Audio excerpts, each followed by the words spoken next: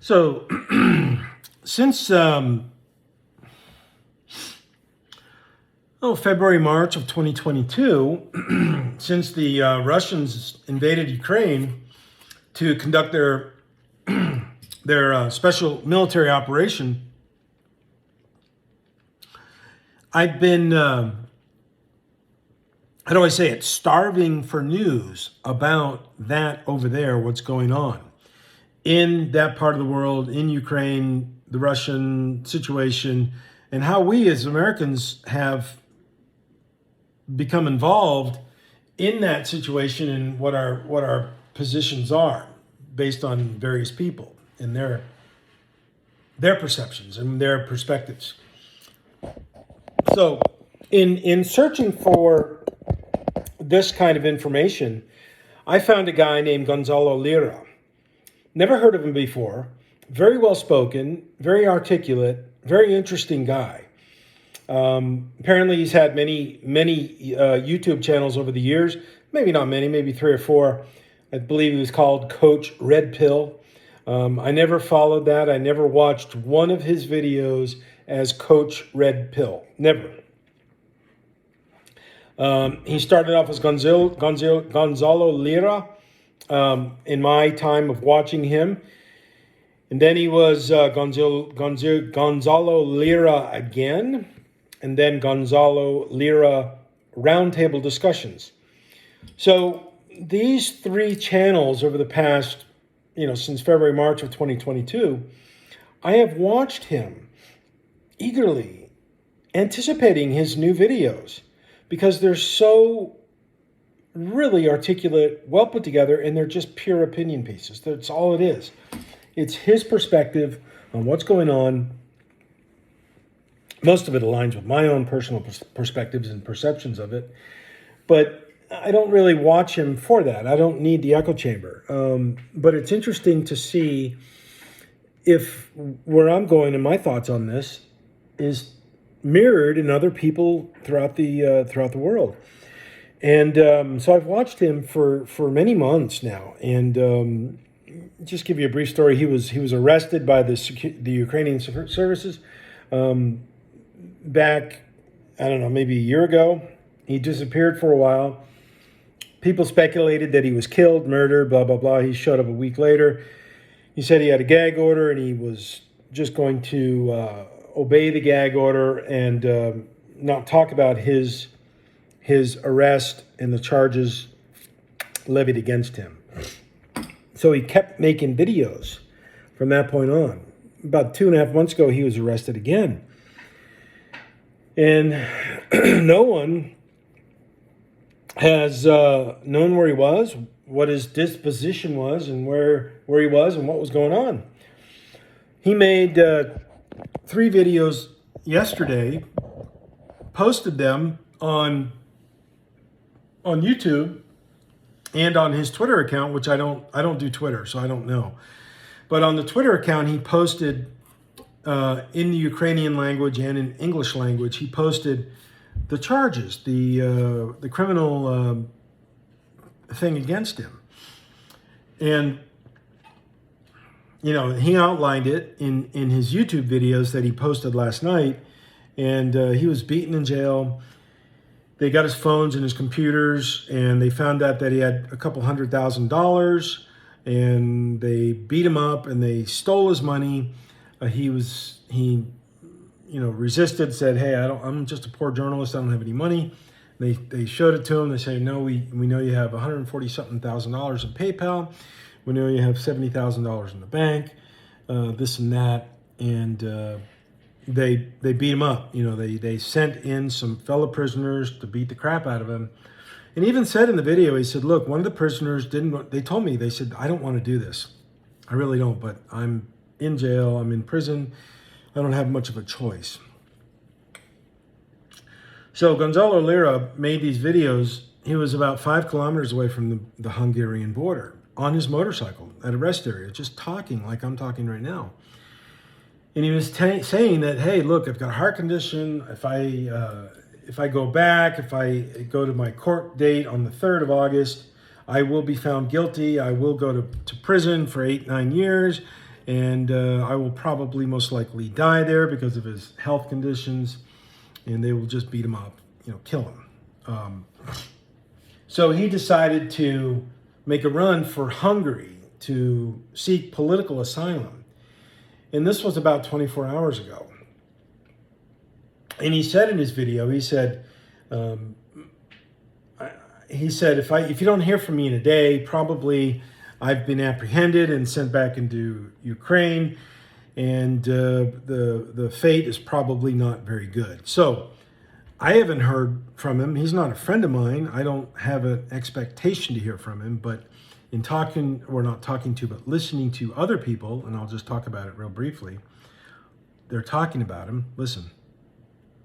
The United States is under a duty to protect them, and in the case of the United States, to provide personal protection to him as an American citizen. So in some ways, it's good to see him again. It's alarming that he is on the run. I hope that he is already in Hungary and therefore, to some extent, safe. But in some respects, his situation, it turns out, is even more dangerous than we had feared it might be when we made our comments about him before. Okay, can you talk a bit about Hungary and what options Hungary may have outside of asylum, granting him asylum, because they will be under a lot of pressure from I imagine from the Zelensky regime, and pressure from the Zelensky regime will mean pressure from the European Union and possibly the State Department. So that's kind of what's going on right now. I am genuinely concerned for Gonzalo Lira. I don't know the man, but something about him, he just had a chord of honesty about him. He just spoke the truth.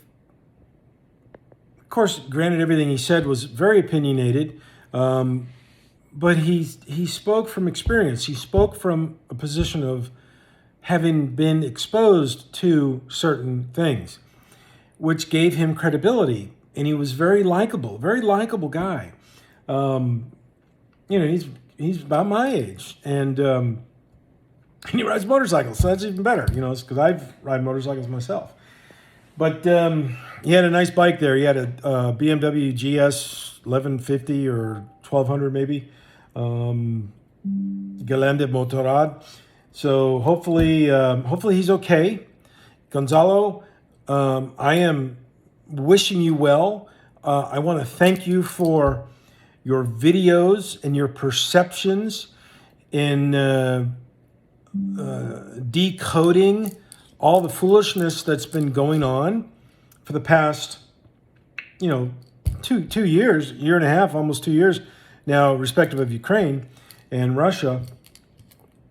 And, I do support you on that. I really do. And, man, gosh, I hope you're okay, dude. I really do. And I want all my friends, all you people here that are watching this video, go look him up on YouTube, Gonzalo Lira. Go look him up. Watch his videos if you have time. He's got a lot of them there. Very smart guy. He was a Hollywood writer, director. Just very interesting guy. Very interesting man. So I was wondering when I was driving last night, listening to his at that time last night, maybe a couple hours old videos. I'm listening to him. Why didn't you just go east? Go to Russia. Go to the Donetsk and the areas there where he was in Kharkiv. He was maybe 30 kilometers away from the Russian front lines. But he said it was very dangerous. You approach it and Ukrainians will probably shoot you before the Russians could even accept you in. So, man, it's tough. Man, that's a tough call. I hope you're okay, dude. I really do. And I hope you're not a martyr. I hope your case is heard by these goons in the United States, Victoria Nuland. What a piece of work she is. I mean, really. And I got to tell you this, though, friends. I may have mentioned this, years, I may have mentioned this before, I don't know, but maybe 5 or 6 years ago, Vladimir Putin, president of Russia, in his traditional New Year's Eve speech to his countrymen, he caveated a segment of that to address his American friends, my American partners, he called it, American partners. And I watched this live. I really did. I watched it on RT, and it was in English, and I piqued my interest. I was like, wow, this is really interesting. Putin said himself, he said, my American friends, please learn from the Russian history. Learn from us. Learn what happened to us in 1917 for the next 3 years, all the way up to 1991. We were a godless country. We are God-fearing people, but the government didn't allow it. And he said, those same forces that destroyed Russia and destroyed the Tsar and destroyed, all the hope of mankind, because communist was a very horrible system. It really is. It's anti-people. It's very promoting of humanity. It doesn't do anything for human values. And Putin said, please learn from our history. And he said the same forces that destroyed Russia and created the Soviet Union are now in America.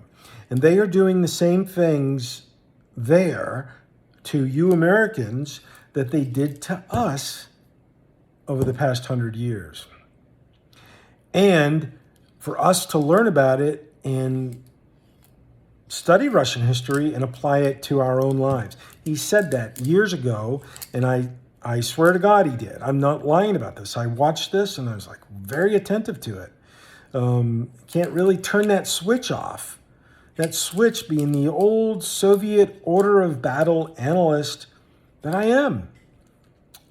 Just can't turn that off. I can't. I'm still very interested in that stuff. And here we are. It's those forces are right there. They're nesting and they're roosting, and they're horrible. Okay, horrible people, and it's doing all this massive amounts of crime, and I can't get into all the details about that because I'll get banned. I'll get stricken down on the YouTube platform. So, of course, this is an opinion piece. This has nothing to do with car stuff. Actually, it sort of does. I'm sitting here painting